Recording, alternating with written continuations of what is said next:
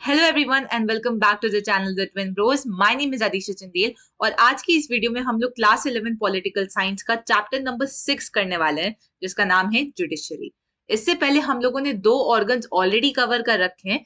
Number 1 तो आपका executive हो गया एंड नंबर 2 आपका लेजिस्लेचर हो गया। ये हमारा थर्ड ऑर्गन होने वाला है।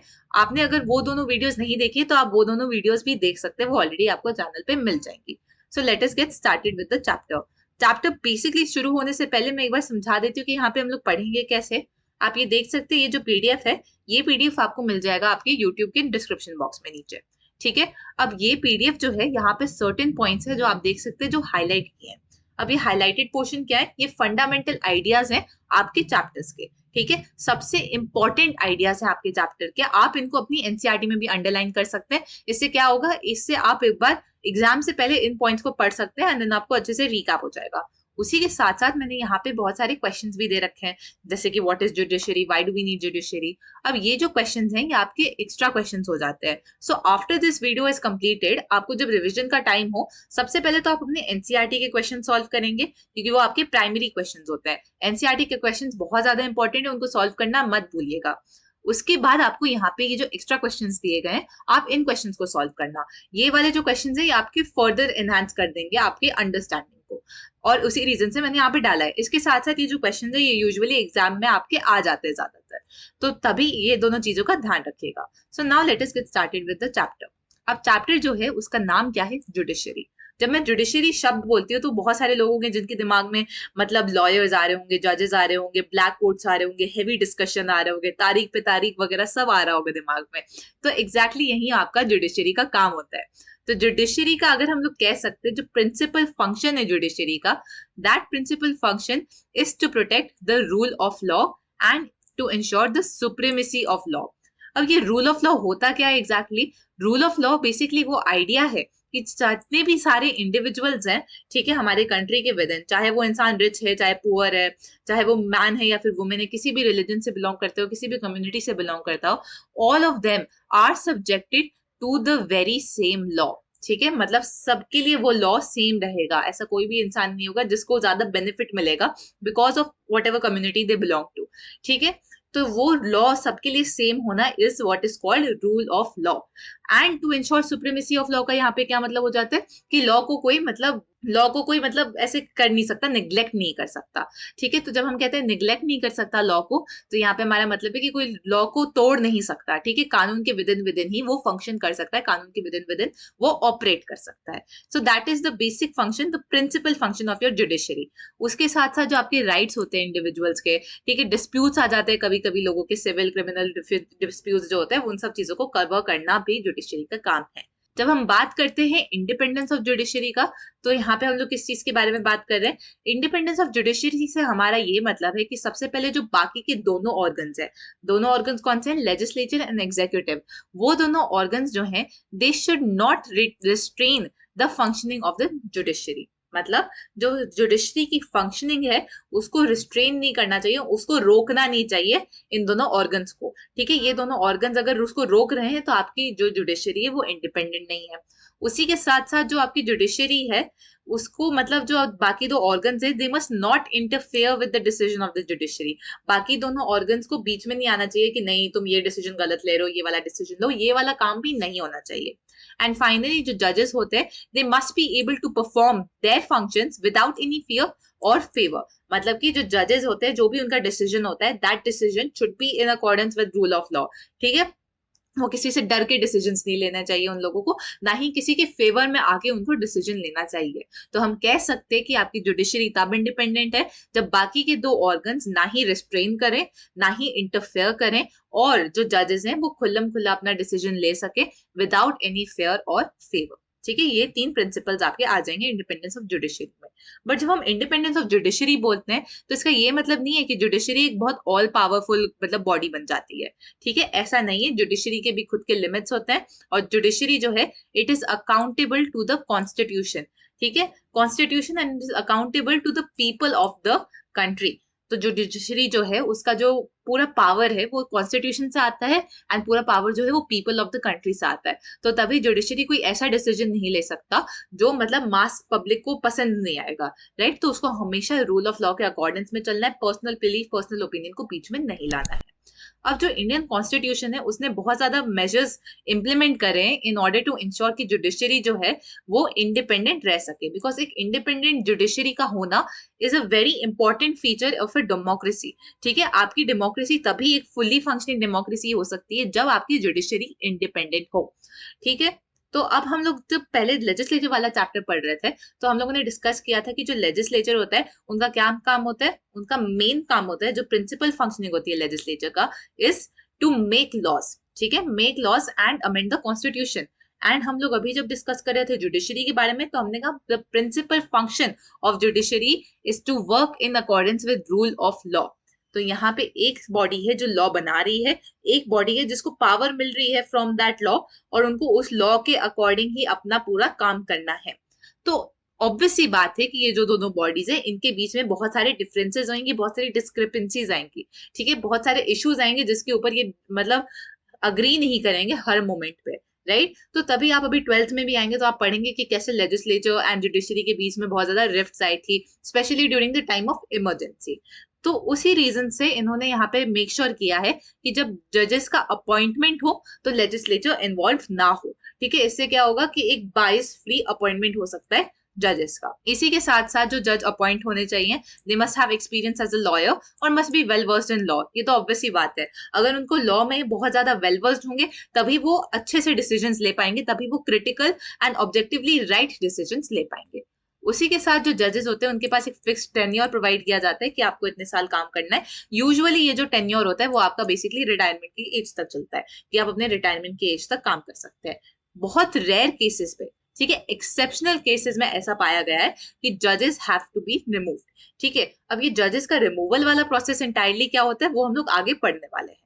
कॉन्स्टिट्यूशन जो है उसने मेक श्योर किया है कि ये जो जजेस का रिमूवल वाला प्रोसेस है ये एक बहुत डिफिकल्ट प्रोसेस है। अब इसका रीजन क्या है कि इसको इतना डिफिकल्ट प्रोसीजर बनाया है? अगेन ऑब्वियस ही बात है, constitution needs to make sure कि जो जुडिशरी है वो एक इंडिपेंडेंट बॉडी रहे।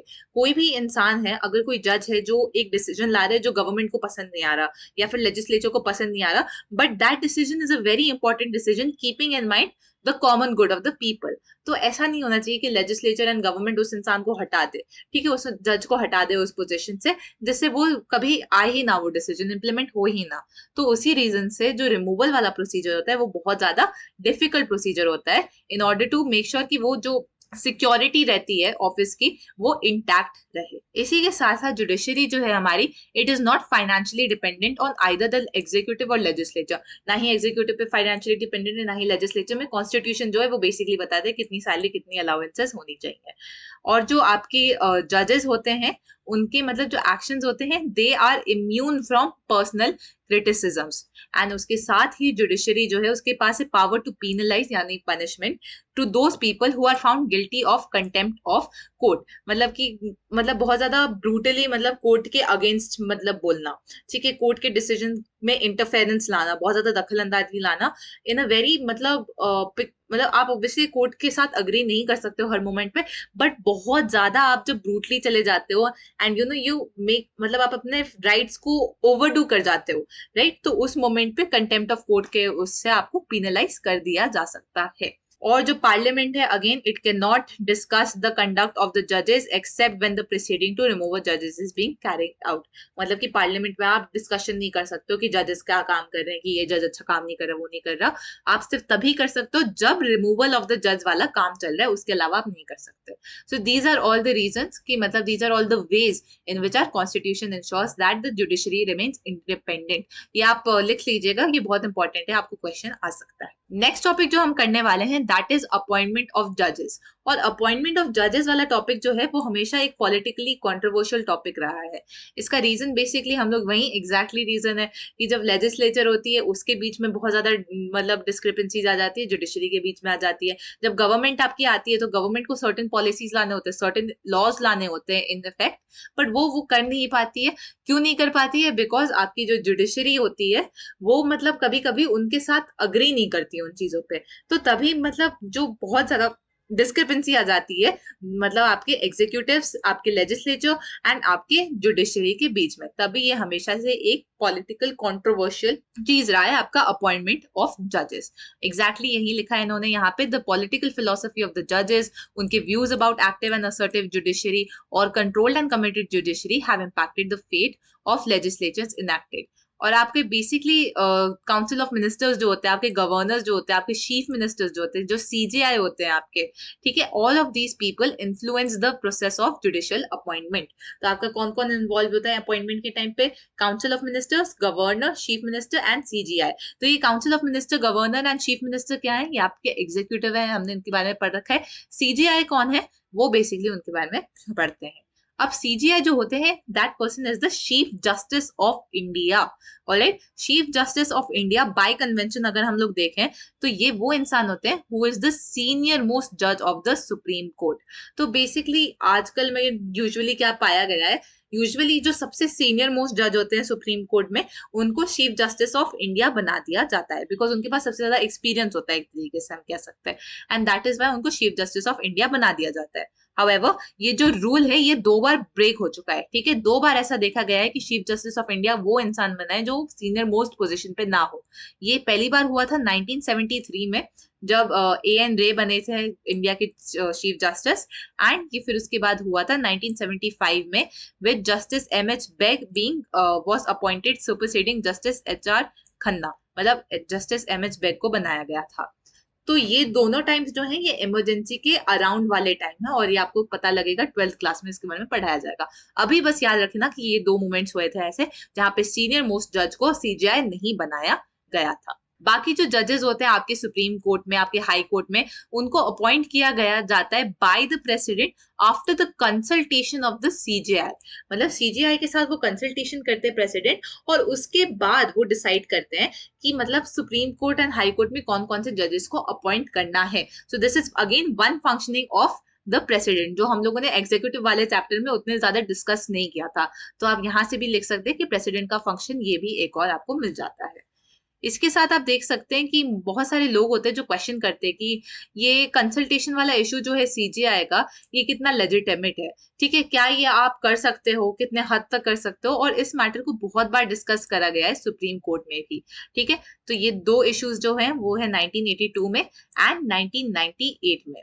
तो पहले पहले क्या होता था, पहले पहले लोगों को लगता था कि चीफ जस्टिस का रोल जो होना चाहिए that should be purely consultative, ठीक है। देन उसके बाद उसने व्यू बनाया कि नहीं, the opinion of the chief justice must be followed by the president.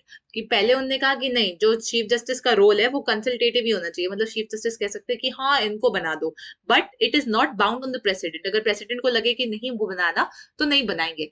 फिर उसके बाद लोगों को लगने का लगा कि नहीं, चीफ जस्टिस है वो जो बता रहे हैं, तो ऑब्वियसली मतलब अगर सीनियर मोस्ट जज थे वो पहले, तो he must have a lot of experience, he और she must have a lot of experience, तो उसी रीजन से that must be followed by the president.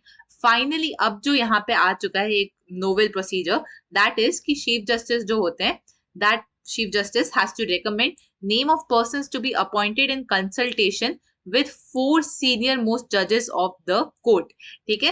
मतलब कि सीजीआई को आपको यहाँ पे नेम देने चाहिए लोगों के, और उनको कंसल्टेशन लेना होगा बाकी जो सीनियर मोस्ट जज हैं कोर्ट के, उनके साथ, एंड देन फिर उसके बाद वो नाम प्रेजेंट कर सकते हैं। इससे क्या हो जाता है, supreme Court has establish the principle of collegiality in making recommendation for appointment, ठीक है, मतलब सीनियर मोस्ट जजेस की भी बात को ध्यान में दिया जाता है। नेक्स्ट जो टॉपिक है दैट इज रिमूवल ऑफ जजेस। अब रिमूवल ऑफ जजेस जो होता है, हम लोग पहले ही बात कर चुके हैं, ये बहुत ज्यादा एक्सट्रीमली डिफिकल्ट प्रोसीजर है, राइट। एक्सट्रीमली डिफिकल्ट प्रोसीजर क्यों है? बिकॉज इससे वो मेक श्योर करते हैं कि कोई इंसान अनफेयरली रिमूव ना किया जाए। अब ये जो जज होते हैं Supreme Court and High Court के, they can only be remove on the ground of proven misbehaviour और इनकेपेसिटी। अगर वो कोई मिसबिहेवियर कर रहे हैं और आप वो प्रूव करके आ सको, या फिर वो काम जो कर रहे हैं वो उतने कैपेसिटी के साथ नहीं कर रहे हैं, मतलब कि बहुत सारे इश्यूज हो रहे हैं कंट्री में और वो काम नहीं कर पा रहे हैं, उन ग्राउंड्स पे आप रिमूव कर सकते हो। तो ये भी इंपॉर्टेंट एक क्वेश्चन आ सकता है कि on what grounds can you remove the जजेस। तो ये 2 ग्राउंड्स हो जाता है, सबसे पहले तो आपका प्रूवन मिसबिहेवियर एंड देन उसके बाद आपका इनकेपेसिटी। ऑलराइट, अब ये जो चार्जेस होते हैं अगेंस्ट द जज, उनको आपको दिखाना होगा in front of the parliament, and It can be only approved by the special majority in both of the houses of the parliament. मतलब कि जो प्रेजेंट लोग हैं उनके 2/3 मेंबर्स जो होने चाहिए, 2/3 ऑफ द पीपल जो ऑलरेडी प्रेजेंट है, दे मस्ट से कि हम लोगों तो इनके साथ नहीं खड़े होंगे, एंड देन ही हम लोग कह सकते हैं कि जज को रिमूव करा जाए। ऑलराइट, जब 2/3 पीपल होते हैं पार्लियामेंट में एंड दे आर सेइंग कि उनको जज जो है वो नहीं लग रहा है या फिर उनके पास कोई कॉन्फिडेंस नहीं है, तब हम जज को रिमूव कर सकते हैं। और 2/3 मेजोरिटी लाना एज एन अभी अभी बोलने में आसान लग रहा है, but in reality that is also a difficult task to undertake. ठीक है, तो रिमूवल ऑफ जज is definitely very difficult because आपको कंसेंसस चाहिए होगा इतने सारे लोगों का पार्लियामेंट में, और पार्लियामेंट में इतनी सारी पार्टीज बैठती है, इतने सारे पॉइंट ऑफ व्यूज होते हैं। ठीक है, और नेसेसरी नहीं है कि अगर कोई एक पार्टी में मेजोरिटी लोग अगेंस्ट है, बहुत सारे लोग होंगे उस पार्टी में जो उनके अगेंस्ट नहीं होंगे जज के, तो ये सब चीजों का भी ध्यान रखना पड़ता है।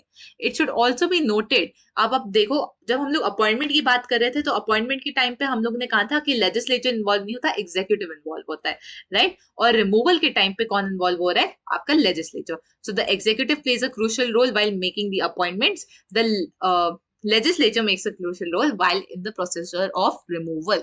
तो इससे क्या हो गया? अगेन चेक्स एंड बैलेंसेस वाला सिस्टम हो गया। ठीक है, चेक्स एंड बैलेंस वाला सिस्टम हो जाता है, कोई भी एक ऑर्गन इसके ऊपर फुल ऑन कंट्रोल नहीं ले जाता। यहाँ पे केस स्टडी दे रखा है, unsuccessful attempt to remove a जज, जो हुआ था 1991 में।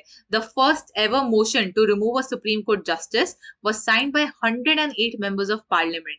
ठीक है, 108 मेंबर्स ऑफ पार्लियामेंट ने ये मोशन को साइन किया था। किसके अगेंस्ट है ये? जस्टिस वी रामास्वामी जी के against. Alright, so he was the chief justice of Punjab and Haryana high court, and इनको मतलब बेसिकली कहा गया था कि ये मिस अप्रोप्रिएट कर रहे थे फंड्स का। मिस अप्रोप्रिएशन ऑफ फंड्स क्या होता है? जो फंड्स आपको प्रोवाइड किए जाते हैं फॉर द वर्किंग ऑफ मतलब द पर्टिकुलर जुडिशियल सिस्टम। ठीक है, जो फंड्स आपको फॉर एग्जांपल हाई कोर्ट में फंड्स जो प्रोवाइड करे गए हैं, उन फंड्स का मिस अप्रोप्रिएशन हो जाएगा कि आप उन फंड्स को अपने लिए यूज कर लो। ठीक है, पर्सनल बेनिफिट के लिए जब यूज कर लो, तो उसके अगेंस्ट इनके खिलाफ केस लड़ा था, and he was the chief justice of Punjab and Haryana high court. Alright, तो तभी उस रीजन से हम देख सकते हैं इतने इंपॉर्टेंट पोजीशन पे होके इतना इंपॉर्टेंट वो मिस अप्रोप्रिएशन वाला फंड का जब केस लगता है तो बहुत बड़ी बात है, स्पेशली जब 108 members of the parliament sign करते हैं वो।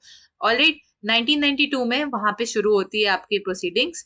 हाई प्रोफाइल इंक्वायरी बिठाई जाती है कंसिस्टिंग ऑफ जजेस ऑफ द सुप्रीम कोर्ट, और वो भी उनको भी पता लगता है कि हाँ, जस्टिस वी रामास्वामी जो है, that person was guilty of willful and gross misuse of office and moral turpitude by using public funds for private purposes and reckless disregard of statutory rules। इसका क्या बेसिक मतलब है? इसका मतलब है कि जो जजेस थे, जो उन्होंने इंक्वायरी बिठाई थी, उन्होंने भी पाया कि हाँ, ये जो जस्टिस वी रामास्वामी जी थे, that person was genuinely miss appropriating funds. वो फंड्स को अपने प्राइवेट यूज के लिए यूज कर रहे थे, वो ढंग से काम नहीं कर रहे थे, तो वो मिसयूज चल रहा था उनके ऑफिस का, पोजीशन का। बट इवन इन सब चीजों के बाद, ठीक है, इतनी चीजें हो गई, इतना ज्यादा जजेस ने भी प्रूव कर दिया, उसके बाद भी जो ये थे उन्होंने सरवाइव कर लिया the parliamentary motion recommending the removal. और अब इसका रीजन क्या है? इसका रीजन है कि जो कांग्रेस पार्टी थी, they had abstain from voting in the house. Alright, Congress party ने वोट करने के लिए एब्सटेन कर दिया था, and motion could only get half of the support of the total strength of the house, because Congress party उनके साथ थी, उनको लगा कि नहीं, जो भी उनके रीजंस होंगे, एंड तभी उनको रिमूव नहीं कर पाए थे। So this is a case study जो आपको दी गई है, इसको आप एक बार पढ़ लेना अच्छे से। 1991 नेक्स्ट टॉपिक जो हम डिस्कस कर रहे हैं, that is the structure of the judiciary. ठीक है, जैसे कि आपके गवर्नमेंट में स्ट्रक्चर होता है, एक होता है सेंट्रल गवर्नमेंट, फिर आपका स्टेट गवर्नमेंट होता है, फिर आपकी लोकल गवर्नमेंट्स आती है, वैसा ही एग्जैक्ट स्ट्रक्चर आपको जुडिशरी में भी करना पड़ता है। क्यों? क्योंकि हर रोज इतने ज्यादा डिस्प्यूट्स होते हैं, हर रोज प्रॉपर्टी के ऊपर लोग लड़ रहे होते हैं, हर रोज कोई ना कोई इंसान जाके अपना फंडामेंटल राइट उनका ब्रीच हो रहा होता है, तो डिस्कशन करते हैं, specially in a country like India जहां पे पॉपुलेशन इतनी ज्यादा है। ठीक है, तो issues are bound to happen a lot more. तो इससे क्या हो जाता है कि आप ये नहीं एक्सपेक्ट कर सकते ना कि हर रोज कोई इंसान जाके सुप्रीम कोर्ट में लड़ गया है। नहीं, हर रोज सुप्रीम कोर्ट में इतने सारे केसेस अगर आ जाएंगे तो सुप्रीम कोर्ट बहुत ही ज्यादा इमेंसली ओवरबर्डन हो जाएगा।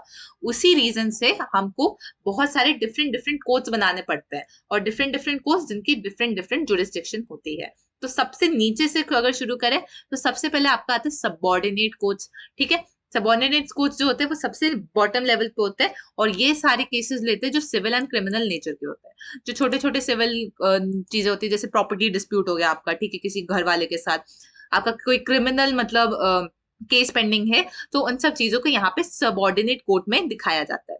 फिर होता है आपका district court. District court basically arises in the district में, ऑब्वियसली, ठीक है। जितने जितने आपके इश्यूज आपके डिस्ट्रिक्ट में होंगे, ये नहीं है कि मैं तो मुंबई की डिस्ट्रिक्ट कोर्ट में जाके लड़ना है, नहीं। अगर आप मुंबई से नहीं हो तब ऑब्वियसली, ठीक है। तो अब उस केस में आप अगर अपने ही डिस्ट्रिक्ट पे जाओगे, अपने ही डिस्ट्रिक्ट कोर्ट के पास, एंड ये वो वाले इश्यूज लेते हैं जहाँ पे मतलब मेजर क्रिमिनल ऑफेंसेस हो रखे हैं, या तो अगर कोई सबऑर्डिनेट कोर्ट से खुश नहीं है, ठीक है। मैं सबऑर्डिनेट कोर्ट में गई पर मेरे को लगा कि ये जो डिसीजन सबऑर्डिनेट कोर्ट ने लिया है वो डिसीजन सही नहीं है, तब मैं डिस्ट्रिक्ट कोर्ट में जा सकती हूँ।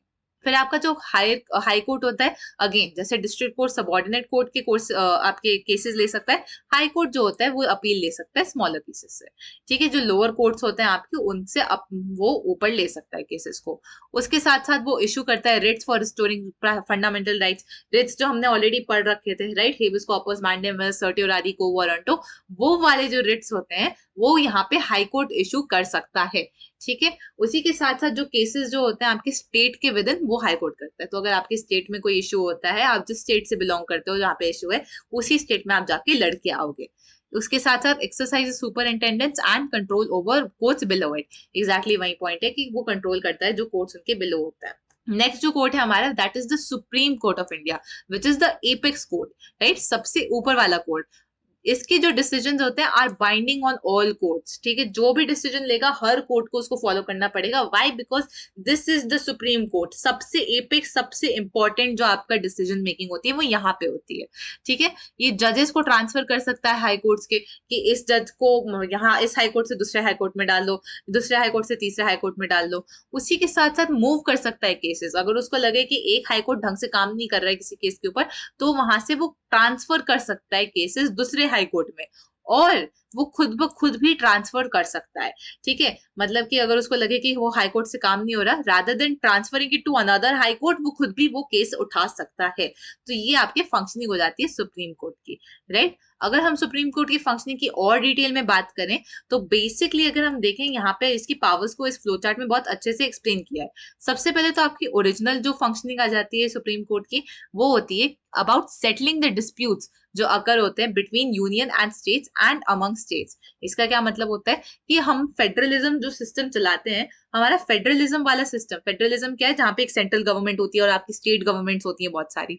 अब जरूरी नहीं है ना कि आपकी जो स्टेट गवर्नमेंट है that is from the same party as your central government. अभी सेंट्रल गवर्नमेंट में एनडीए है हमारी, राइट, बीजेपी।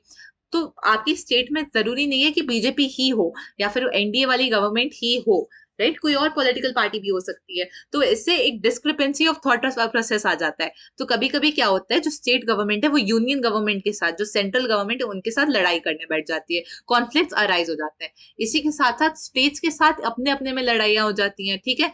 मोस्टली ये जो लड़ाइयां होती है are on the basis of resource sharing. ये जो रिसोर्स है, कितना ज्यादा पानी किसके पास होना चाहिए, तो वो वाली लड़ाइयां जो होती हैं उन सबका सेटल करने का काम होता है सुप्रीम कोर्ट के पास। और ये जो पावर है, ठीक है, ये कोर्ट्स जो होते हैं ये हाई कोर्ट में नहीं जा सकती ये लड़ाइयां, ठीक है, कि मतलब पंजाब और हरियाणा की गवर्नमेंट लड़ रही है, हाई कोर्ट नहीं देखेगा इन लड़ाइयों को। ये जो लड़ाइयां हैं, this is only to be undertaken by the supreme court. तभी हम इसको कहते हैं ये ओरिजिनल जुरिस्डिक्शन है सुप्रीम कोर्ट का।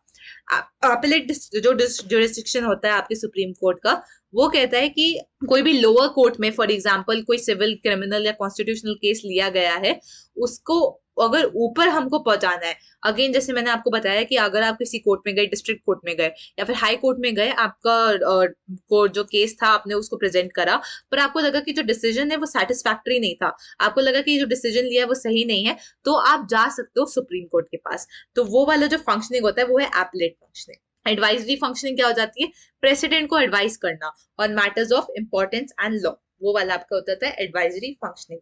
आपकी बहुत सारे रिट्स जो होते हैं उनको इश्यू करना, ठीक है, रिट्स जिनके बारे में हम पढ़ चुके हैं, habeas corpus mandamus, prohibition, certiorari, quo warranto, इन सब चीजों को इश्यू करना in order to protect the fundamental right, ये भी काम होता है सुप्रीम कोर्ट का।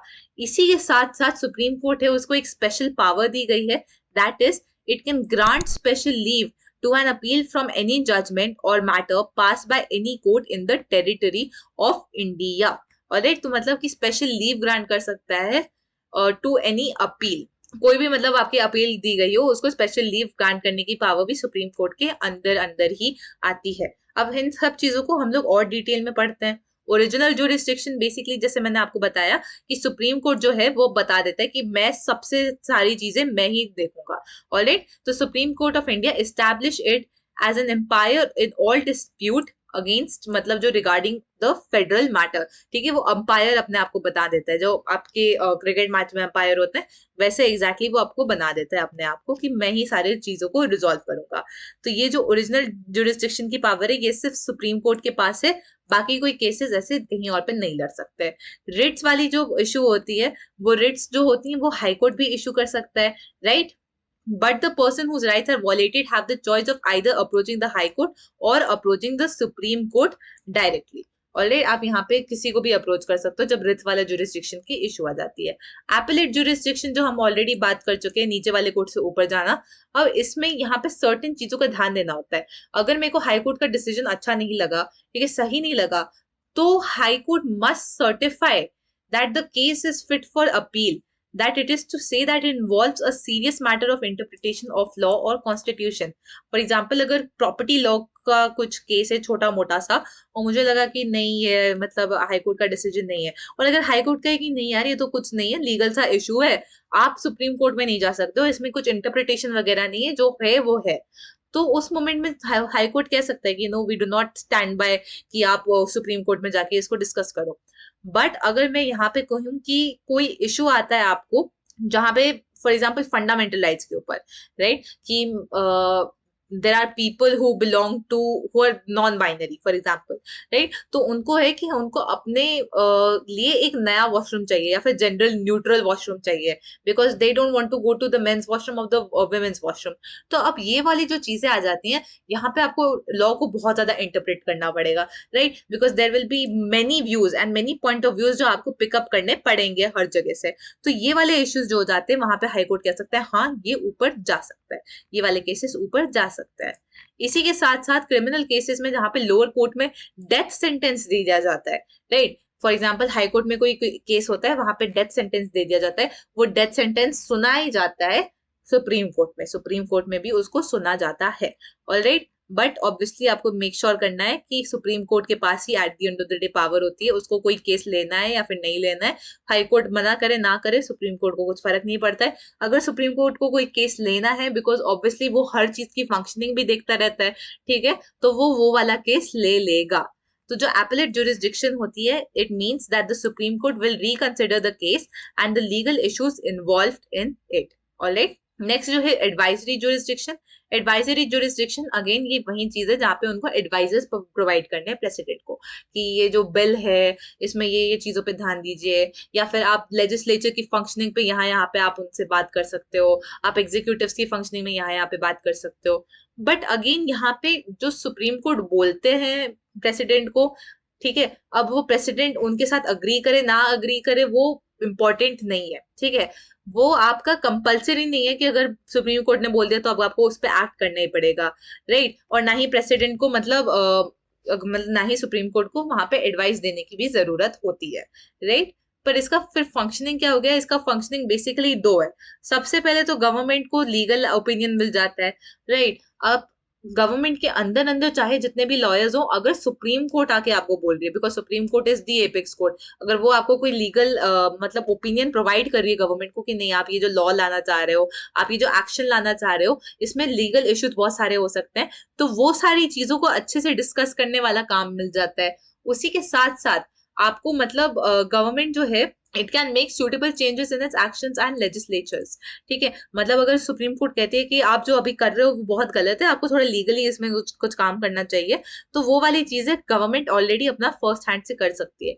इससे क्या हो जाएगा, इससे गवर्नमेंट के ऊपर ज्यादा बोझ नहीं आएगा in the future, right, in the future वो मतलब दिखा सकते हैं कि उसने हर चीज लीगली और एक सिस्टमैटिक तरीके से काम किया गया था। तो एग्जैक्टली यही है कि जो डिसीजन सुप्रीम कोर्ट लेती है that is binding on all territories and orders pass by it are enforceable throughout the length and breadth of the country, which is therefore supreme court is a very very very important court, right, उसके decisions बहुत ज्यादा important होते हैं। Next चीज जो हम बात कर रहे हैं वो है जुडिशियल एक्टिविज्म के बारे में।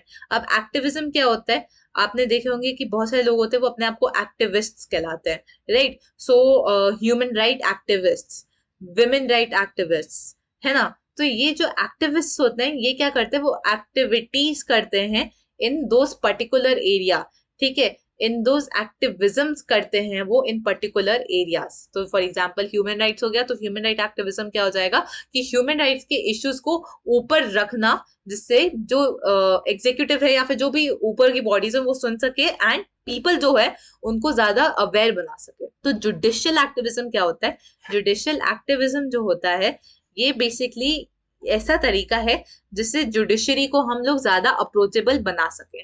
तो 1979 तक क्या होता था, 1979 तक जो आपके लॉ होते थे, फॉर एग्जांपल अगर आप पे कोई इश्यू हो रहा है, ठीक है, आपके साथ कोई प्रॉब्लम हो रहा है, तब आप जाते थे कोर्ट के पास, ठीक है, आप तो उस इश्यू को प्रेजेंट कर सकते थे। बट अब क्या होता है, अब 1979 के बाद सुप्रीम कोर्ट ने इशू किया SAL which is social action litigation and PIL which is public interest litigation. अब इनके तहत क्या हो सकता है, आप बाकी लोगों को रिप्रेजेंट कर सकते हैं अपने केस में, ठीक है, बाकी लोगों के लिए आप केस लड़ सकते हैं। आप कह सकते हैं कि we are filing this case not by the aggrieved person but by the others on their behalf. तो अब बहुत सारे लोग होते हैं हमारे कंट्री में जो बहुत पुअर होते हैं, बहुत डिसएडवांटेज कम्युनिटी से बिलोंग करते हैं and they can not go to the supreme court, उनको पता नहीं होता है कि जुडिशरी वगैरह फंक्शन कैसे करता है। तो उस रीजन पे वो क्या करे, उस मोमेंट पे वो लोग क्या करें, तो उसको उनको प्रोवाइड करने के लिए हेल्प पब्लिक इंटरेस्ट लिटिगेशन बहुत ज्यादा इंपॉर्टेंट हो जाता है एंड तभी इसको जुडिशियल एक्टिविज्म में डाला है, बिकॉज उनको एक जुडिशरी का सपोर्ट मिल रहा है यहाँ पे। तो सुप्रीम कोर्ट उसी टाइम पे प्रिजनर्स के बारे में बहुत सारे डिसीजंस ले रहा था एंड इन सब चीजों से हम देख सकते हैं कि गेट्स ओपन हो गए थे for a large number of cases जहां पे लोग एक बहुत ज्यादा सोशल कॉज पे काम कर रहे थे। तो तभी से PIL जो है वो एक बहुत इंपॉर्टेंट व्हीकल बन जाता है जुडिशियल एक्टिविज्म का, जहां पे लोग आके बाकी लोगों के मतलब बाकी लोगों के बिहाफ से वो केस लड़ सके। ठीक है, यहाँ पे दो एग्जांपल दे रखा है आपको and both of them are for prisoners की कंडीशन के बारे में, आप इनको पढ़ सकते हैं। अब PIL क्या हो सकती है, PIL are for all of your rights, ठीक है, not just your political rights कि पॉलिटिकल राइट्स आपके इन्फ्रिंज हुए हैं, बट ऑल द राइट्स। जैसे कि आपको हवा अच्छी नहीं है, अभी आप लोग यहाँ पे NCR वगैरह वाले रीजन में रह रहे होंगे, अगर तो आप लोगों को पता होगा कि यहाँ पे हवा अच्छी नहीं है या फिर पोल्यूटेड वाटर मिल रहा है, डिसेंट लिविंग कंडीशंस नहीं है, तो उन सब चीजों के ऊपर भी आप PIL पे डिस्कशन कर सकते हो। It is not just limited to your legal and political issues. Secondly जो PIL है इसने ये भी दिखाया है, a readiness दिखाया है to take into consideration rights of those sections who cannot easily approach the court. Exactly, जो लोग होते हैं जो बहुत डिसएडवांटेज कम्युनिटी से बिलोंग करते हैं, दे can not approach the courts, तो उन लोगों के राइट्स को भी प्रोटेक्ट करने का काम यहाँ पे PIL के थ्रू हो जाता है। तभी लोग कहते हैं कि ये जो जुडिशियल एक्टिविज्म है, it has democratised the judicial system, but there are obviously certain negative sides. Negative sides क्या हो जाते हैं यहाँ पे, सबसे पहले तो it has overburden the court, ठीक है, बहुत सारे इश्यूज आ चुके हैं आप अचानक से, बिकॉज आप अपने अराउंड देखोगे आपको नोटिस होगा कि कितनी डिस्क्रिपेंसी है हमारी सोसाइटी में, कितनी डिस्पैरिटी है हमारी सोसाइटी में। तो जब इतनी सारी डिस्पैरिटी होगी सोसाइटी में, इतने सारे अंडर प्रिविलेज्ड लोग होंगे, हम सब लोगों का जब केस लड़के जाएंगे तो ऑब्वियसली कोर्ट आपका ओवरबर्डन हो जाएगा, राइट। इसी के साथ साथ कोर्ट जो है उसको एग्जीक्यूटिव और कोर्ट के बीच की जो लाइन है वो ब्लर होती जा रही है, ठीक है, उसके बीच का जो बैलेंस होता जा रहा है वो बहुत डेलिकेट होता जा रहा है। अब इसका एग्जांपल क्या हो जाएगा, फॉर एग्जांपल मैं हवा का ही एग्जांपल दे रही थी, तो हवा के एग्जांपल में जब मैं बता रही थी कि हवा इतनी गंदी हो जा रही है, तो आप गवर्नमेंट के अगेंस्ट जाके वो कह रहे हो या फिर कोर्ट में जाके आप लड़ रहे हो, तो वो हवा वाला जो मैटर है, वो सब जो चीजें हैं, ये सब जो चीजें हैं आपकी जो ड्यूटी ऑफ जुडिशरी के विद इन नहीं आ जाएगी। वो जुडिशरी का काम नहीं है, वो आपकी गवर्नमेंट का काम है, वो आपके एग्जीक्यूटिव बॉडी का काम है कि वो उस चीज को ऊपर ध्यान रख सकें, राइट। बट तब भी we go to the judiciary, तो इसी रीजन से जुडिशरी और एग्जीक्यूटिव के बीच में भी जो लाइन है वो बहुत ज्यादा ब्लर होती जा रही है, राइट। उनकी फंक्शनिंग के बीच में भी क्लैरिटी नहीं मिल रही है। अब कॉन्स्टिट्यूशन जो है वो दो ब्रीफ्स प्रोवाइड करता है for in which the supreme court can remedy the violation of rights, ठीक है, मतलब कभी भी कोई राइट्स वायलेट हो रहे हैं तो उस में सुप्रीम कोर्ट कर क्या सकता है, सबसे पहले तो सुप्रीम कोर्ट जो है it can restore fundamental rights by issuing writs, ठीक है, रिट्स ऑफ हेबस कॉर्पस वगैरह उन्होंने लगा दिया एंड उसके बाद वो आपके फंडामेंटल राइट्स प्रोटेक्ट हो जाएंगे। सेकंड जो इशू होता है दैट इज जो सुप्रीम कोर्ट है can declare the concerned law as unconstitutional and therefore non operational. अगर उसको लगे कि आपका जो लॉ डिस्कस हो रहा है वो आज के डेट पे फिट नहीं बैठ रहा, ये पहले पहले तो बैठ रहा था बट अब नहीं फिट बैठ रहा है, तो वो कह सकता है कि ये जो लॉ है वो अनकॉन्स्टिट्यूशनल है, राइट। तो मतलब कि it is open to interpretation of the constitution. तो आपका सुप्रीम कोर्ट क्या है, एक हैंड पे वो प्रोटेक्टर ऑफ द कॉन्स्टिट्यूशन है, प्रोटेक्टर ऑफ फंडामेंटल राइट्स है, एंड दूसरे हैंड पे वो इंटरप्रेट भी करता जाता है कॉन्स्टिट्यूशन को नए नए तरीके से। नेक्स्ट टॉपिक जो है आपका that is judicial review. Judicial review में यहाँ पे लिखा है judicial review is basically the power of the supreme court, ठीक है, या फिर हाई कोर्ट्स, जहां पे वो एग्जामिन कर सकते हैं कॉन्स्टिट्यूशनैलिटी ऑफ एनी लॉ। यही जो मैं अभी बता रही थी कि जो आपका कॉन्स्टिट्यूशन में कोई भी लॉ प्रोवाइडेड है तो वो लॉ कितना कॉन्स्टिट्यूशनल है, मतलब कि कितना ज्यादा वो ठीक बैठ रहा है हमारे कॉन्टेक्स्ट में, क्या वो लॉ जरूरी है, क्या उस लॉ से किसी को बेनिफिट मिल रहा है, क्या उस लॉ से किसी को हार्म मिल रहा है, उन सब चीजों को असेस करना, उन सब चीजों से कॉन्स्टिट्यूशनैलिटी देना, उसके साथ साथ अराइव करना कंक्लूजन में, वो सब काम आपका जुडिशियल रिव्यू के साथ हो जाता है, ठीक है। तो जुडिशियल रिव्यू एग्जैक्टली यही काम करता है। हाउएवर जो इंडिया का कॉन्स्टिट्यूशन है हैज अ रिटन कॉन्स्टिट्यूशन, है ना, एंड जो सुप्रीम कोर्ट है can strike down a law that goes against fundamental rights, implicitly gives the Supreme Court the power of judicial review। इसका क्या मतलब हो गया कि जुडिशियल रिव्यू वाला जो पावर है ये कहीं पे मेंशन नहीं है आपके कॉन्स्टिट्यूशन पे, बट कॉन्स्टिट्यूशन ने ये मेंशन किया है कि सुप्रीम कोर्ट जो है वो मतलब टाइम टू टाइम चेंजेस ला सकती है, चेंजेस सजेस्ट कर सकती है कॉन्स्टिट्यूशन में। तो उसी रीजन से judicial review has always been a part of our constitution. हम अभी ये नहीं कह सकते कि बिकॉज ये टर्म नया है तो अभी अभी आया है तो अभी ये होगा, ऐसा नहीं है, राइट। ये बहुत टाइम से यहाँ पे आ चुका है। तो ये जो रिट की पावर है, ये रिव्यू वाली पावर जो है आपकी कोर्ट की, ये जुडिशरी को बहुत ज्यादा पावरफुल बना देती है। इन पर्टिकुलर जो आपका रिव्यू होता है पावर जो जुडिशरी का है, it means that the judiciary can interpret the constitution and the laws passed by the legislature. ये सिर्फ कॉन्स्टिट्यूशन तक सीमित नहीं है, जो लॉज जो लेजिस्लेचर बना रहे हैं और पास कर रहे हैं उसका भी इंटरप्रिटेशन वाला जो पूरा फंडा है वो जुडिशरी के हाथ में आ जाता है। एंड यहाँ से बात शुरू होती है अगेन जुडिशरी एंड लेजिस्लेचर के बीच में इतने इश्यूज क्यों आ रहे हैं, राइट। सो अब हम लोग जब यहाँ पे बात करते हैं तो मैंने आपको ऑलरेडी बता दिया कि पार्लियामेंट जो है उसको लॉ बनाना है, उसको अमेंड करना है आपकी कॉन्स्टिट्यूशन को, और जुडिशरी जो है उसको in accordance to the law उसको काम करना है। और हम लोगों ने ऑलरेडी डिस्कस कर लिया कि जुडिशरी के पास जुडिशियल रिव्यू वाला भी पावर है। इसका मतलब है कि अगर कोई भी लॉ बन के आता है बाय द लेजिस्लेचर, जुडिशरी उसको रिव्यू कर सकती है एंड उसके बाद वहां पे और ओपन डिस्कशन हो सकते हैं। बहुत बार ऐसे इश्यूज हुए हैं जहाँ पे जुडिशरी एंड पार्लियामेंट जो है, जो लेजिस्लेचर जो है आपका, उनके डिफरेंट स्टैंड है। For example the right to property, जिसके बारे में अभी भी आगे पढ़ेंगे, केशव नंदा भारती केस जब हुआ था तो उसमें इसी लॉ के बारे में बहुत ज्यादा इशू हुए थे।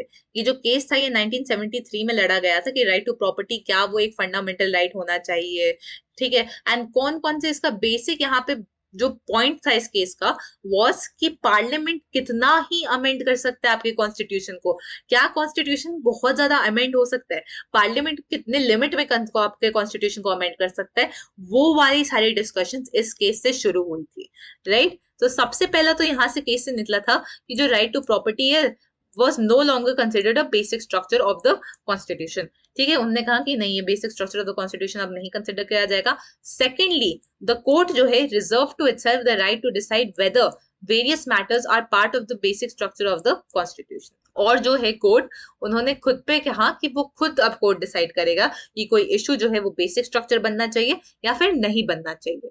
तो ये दो चीजें मेन यहाँ पे आपकी निकल के आती है। एंड इस रूलिंग ने लेजिस्लेचर एंड जुडिशरी के बीच का रिलेशनशिप जो है वो हमेशा के लिए चेंज कर दिया। पार्लियामेंट जो है आपका यहाँ पे यही लिखा है कि legislature has the power to govern itself and regulate the members of मतलब बिहेवियर ऑफ इट्स मेंबर। जो तभी हम कह सकते हैं legislature can punish a person which the legislature holds guilty of breaching privileges of the legislature।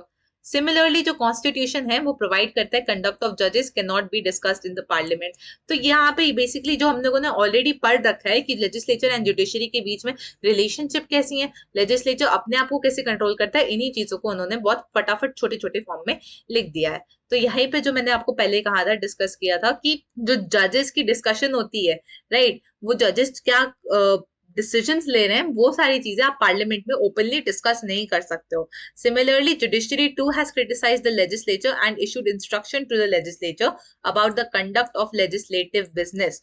मतलब legislature कितने हद तक परफॉर्म कर सकता है, जुडिशरी ने भी अपने तरफ से उसको दिया है, क्रिटिसाइज भी किया है एंड इशू भी किए हैं इंस्ट्रक्शंस की ये आपके लिमिट्स हैं, इसके विद इन आपको लॉ बनाना है, इसकी ही लॉ पे आप काम कर सकते हो। तो बेसिकली क्या होता है कि आपका बेसिक स्ट्रक्चर जो है कॉन्स्टिट्यूशन का बेसिक स्ट्रक्चर क्या होता है, बेसिक स्ट्रक्चर में वो सारी चीजें आ जाएंगी जो हमारा कॉन्स्टिट्यूशन बनाता है। For example your democracy, right? तो आपकी डेमोक्रेसी किससे आती है? आपके फंडामेंटल राइट्स से, है ना? Fundamental right, fundamental duties not so much but fundamental rights जैसे हो गया, वो एक बेसिक स्ट्रक्चर है आपके कॉन्स्टिट्यूशन का। तो गवर्नमेंट आके उसको हटा नहीं सकती, लेजिस्लेचर नहीं हटा सकती। लेजिस्लेचर अगर सबने डिसाइड कर लिया, ठीक है, कि आपके पास 565 मेंबर्स है, 56 और सब में डिसाइड कर लिया कि हम लोगों को तो यहाँ पे चाहिए ही नहीं, हम सब लोगों ने डिसाइड कर लिया कि we do not want for example right to equality, ठीक है, राइट टू इक्वालिटी अगर सब लोगों ने डिसाइड कर लिया 100% मेंबर्स ने, क्या वो उसको अमेंड कर सकते हैं? नहीं कर सकते वो अमेंड उस चीज को। क्यों नहीं कर सकते? Because that thing is being protected by the judiciary and the constitution. तो बेसिक स्ट्रक्चर नहीं चेंज कर सकते, थोड़ी थोड़ी चीजें कर सकते हैं। और उसी चीज के ऊपर जुडिशरी ने बहुत बार ओपनली क्रिटिसाइज किया है लेजिस्लेचर को। तो यहाँ से हम देख सकते हैं कि कितना डेलिकेट है balance between the two organs of the government and कितना इंपॉर्टेंट है for both of these organs to respect one another. यहाँ पे ये चैप्टर खत्म हो जाता है, ठीक है। तो इस चैप्टर में ज्यादा नहीं था, जितना था उसमें सबसे इंपॉर्टेंट तो आपका सुप्रीम कोर्ट के जुरिस्डिक्शन आ जाता है and structure of supreme court आ जाता है। जब बात होती है लेजिस्लेचर एंड एग्जीक्यूटिव की, तो आपको केशव नंदा भारती केस वगैरह बहुत ज्यादा अच्छे से क्लियर होना चाहिए। उसके अलावा अपॉइंटमेंट एंड रिमूवल बहुत सिंपल प्रोसीजर्स है, उसमें आपको ज्यादा दिमाग नहीं लगाना। तो ऐसे 5 टॉपिक्स हैं जो मेन है यहाँ पे, और सारे टॉपिक्स जो यहाँ पे कवर करे गए हैं वो बहुत बेसिक है। इसके बावजूद भी अगर कहीं पे डाउट हो तो कमेंट सेक्शन पे लिख देना, वो क्वेश्चंस को मैं अभी आपको आंसर कर दूंगी वहां पे। Thank you so much for watching this video. अगर अभी तक आप देख चुके हैं इस वीडियो को तो please do like the video, subscribe करिए चैनल को, इससे हमको समझ में आता है कि आपको वीडियोस जनरली समझ में आ रही है एंड पसंद आ रही है। Thank you so much for watching, bye bye, see you the next.